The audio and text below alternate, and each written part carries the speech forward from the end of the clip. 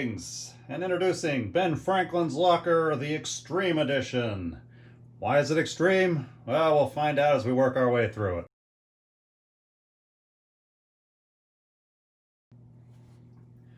Taking a look at the overall design of this puzzle box, you'll notice it does obviously follow the Cheat 3 original Ben's Locker design. However, I have added about one brick and a tile's worth of height to the overall layout. And other than that, I've tried to keep the overall amount of protrusions coming out from it to a minimum. There's the back. You'll notice up here on the corner we have what appears to be a hinge piece, so that's a little bit of a clue there. And I found this cool little lock tile, and so I wanted to kind of go with what appears to be kind of a vault or a locker type setup for the mechanism on the side there. But other than that, it's generally a straight bolt-on to the original drawer design with just one modification that'll be shown later in this video to the lock mechanism.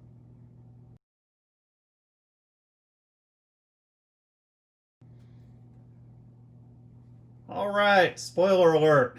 If you don't want to know how to solve this puzzle, I suggest you stop the video now.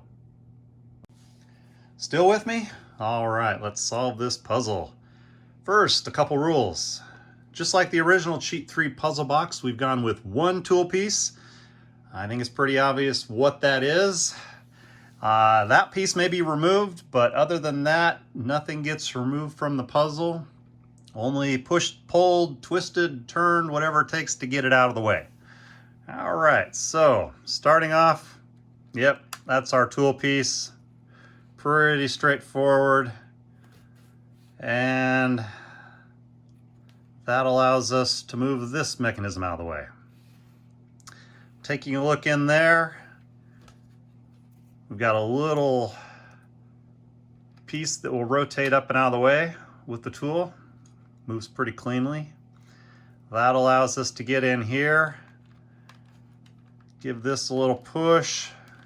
We got a piece that slides out of the way there. And then the same down on this end. That then allows this button to drop down. And if you hold up on it or just do it from upside down, that can then slide over, which will hold it up and out of the way. From there, this piece will rotate open. We can see down into that mechanism a little bit. Give this a push from this side. That'll rotate that piece out. And this piece will then slide. That allows us to push that dollar bill out, $100 bill. Still don't have an opening there, but we've got another piece here we might be able to slide. Yep, that slides down. That gives us some opening on that. Nothing there. Going in from this side, let's push that out of the way. Yep. That's out, that rotates over, and then this allows us to pull that lever out. And then we've got some free rotation here on our gear.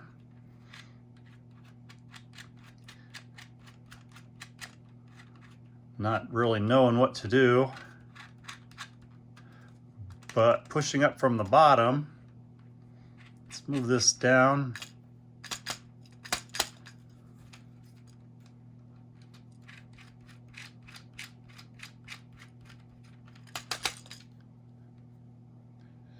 Notice here, if we tap it a little bit, we got a piece popping out. All the way up. There we go. So all the way counterclockwise, and we can pull that piece out.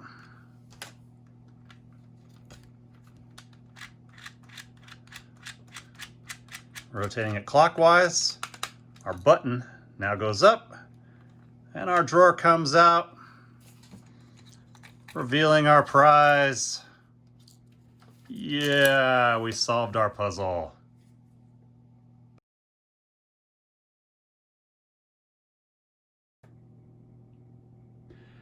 Okay, let's take a look at the low-level locking mechanism set up for this puzzle box. Now, per the instructions of the contest, we were supposed to basically have our box, or our modification, be able to basically bolt right on to the original Cheat 3 design. However, in order to keep my design as clean as possible, I wanted to make sure that this Technic piece was inset one from the edge. That forced the hole to have to move in one slot. So other than that, there's no modifications to the original box design for the lower section. So within this setup, we basically have a screw drive mechanism here, which will cause this rail to descend, opening up the hole. That gets blocked by basically a little slide lock, which is locked by this little Technic locking mechanism. And that gets locked by this slide lock. So once that's pressed up, this is pretty much an easy little pull out, very little friction. That then allows this to drop out. Now once the box is assembled, that does become a little sticky and may require a tap. That will free up the space for the gear to go back, and then once you rotate it, we can see our hole opens up, allowing our button to be depressed. The next component of the locking sequence is basically a simple little Technic hinge section here, which freely rotates up and out of the way. However, it gets blocked by several other pieces above it and in front of it as the build goes on. The first block to our hinge mechanism is this sliding tile here. And once that slides out of the way, this will allow the hinge to open. Now, in order for this to function properly, we've had to remove the inner studs from this tile. Now, normally I would say I am not a fan of the idea of modifying Lego tiles. I think they should generally be used as is, but because this was a technique that Cheat 3 specifically pointed out in one of his videos as a tip, I'm totally fine with it, and I think it's actually a very good way to accomplish some locking setups, and I've used that in several spots in this puzzle. Next up, let's take a look at our inverted slide lock button, which is right here. This is held in place by another sliding tile that's had the studs removed. It's 1x4. And then it will also be blocked from moving laterally by a money tile sitting right there.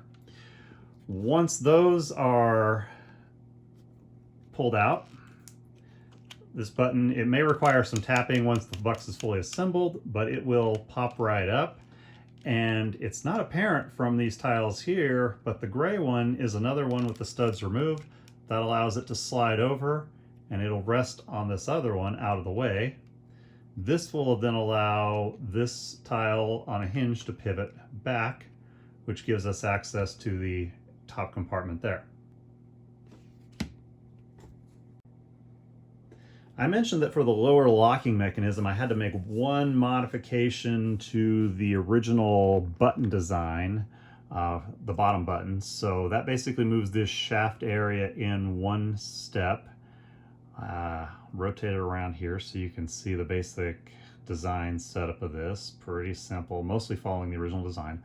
Then I also added a tile here. Now, I kind of liked it for the tactile feel, but that really made it stand out with the original design. So I added a few more, and makes it a little bit more challenging to the user not knowing that they're supposed to press one of these until they kind of feel around and find it.